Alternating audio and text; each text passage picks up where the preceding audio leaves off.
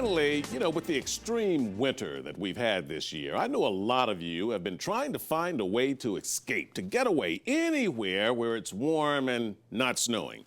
Now, typically, we here on the East Coast will flock to the traditional getaway locations in the Caribbean, Jamaica, the Bahamas, Cancun, Aruba, and the like. But I recently traveled to a destination that we don't hear as much about, Curacao. Take a look. The Dutch island is located in the lower end of the Caribbean, in the Netherlands Antilles, very near Venezuela, and just about 20 miles from Aruba. In fact, it's part of the so-called ABC group, Aruba, Bonaire, and Curacao. Geographically, Curacao stretches about 40 miles in length, and at its widest point, it's no more than 10 miles across. But it is beautiful. The coastline is painted with about 38 small beaches and bays. They're very quaint and ideal for swimming, diving, and snorkeling. But beware of the surf, because it can be rough in places. There are about 130,000 people on Curacao, and the island is split by the St. Anna Bay. There are two sides, the Punta and the Otrobando. Now, if you're walking, you just cross the floating pontoon Queen Emma Bridge from one side to the other. It's a fun walk. I spent most of my time in Williamstad, that's the capital city, and I found it to be very clean and safe. Now, being a photographer, I marveled at the trademark, vivid, pastel-colored buildings. And being a journalist, well, I marveled at the very friendly and very colorful people, very diverse, very easygoing. They speak mostly English, but the streets are also filled with fluent Dutch, Spanish, and their own island language of Papiamento, which basically combines all of their languages together with a unique rhythmic flow. I didn't understand a word of it, but it really didn't matter. Walk around Williamstad and you'll get a quick lesson in the island's founding and its fight for independence. For example, take Fort Amsterdam, which was built in 1635 to fend off would-be invaders.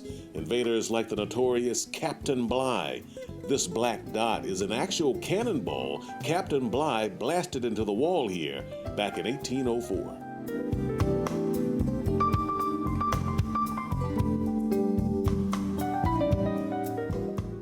Captain Bligh would have probably enjoyed the many sidewalk cafes and courtyards where people unwind and relax with cool drinks today.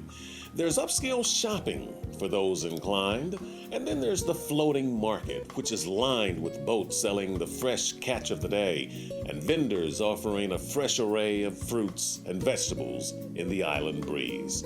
But what impressed me most about Curacao is the deep culture and the history here. I loved the local cuisine and enjoyed the fine dining, which was all very reasonably priced. By the way, the American dollar, which is accepted everywhere on the island, gives almost twice the value of the Antillean guilder, which is their local money. And yes, they accept credit cards as well. But I was particularly moved by the museum on slavery at the Museum Cura Holanda. This is one of the most comprehensive slave exhibits I've seen. Authentic displays of shackles, chains, branding irons, and even a whipping post outside where slaves were called by the ringing of a bell to witness the whipping and the humiliation and torture of another. Dutch slave trafficking dates back to the 1500s, and it continued on Curacao until 1863. This museum sensitively reminds us of its dark past.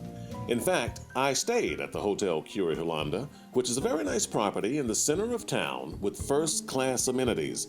It's one of many first-class hotels on the island to accommodate the many tourists should you go. And they're still building.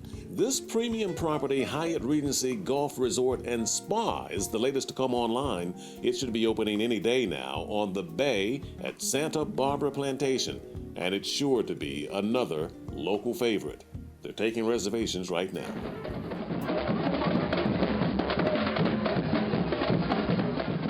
But if you go, unfortunately, this year you've missed the cultural explosion of Carnival, which is a real treat held during the time of Mardi Gras.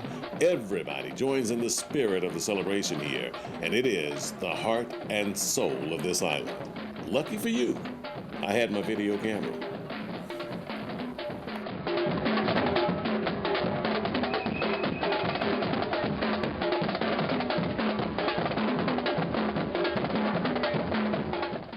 It's a good party. Like I said, you may want to put Curacao on your travel radar screen. It's about a 2.5-hour flight from Miami, but in this journalist's opinion, it is worth it. Give it a try. In the meantime, try to stay warm and happy traveling. I'm Fennell, and for all of us here on The Report, thanks for watching.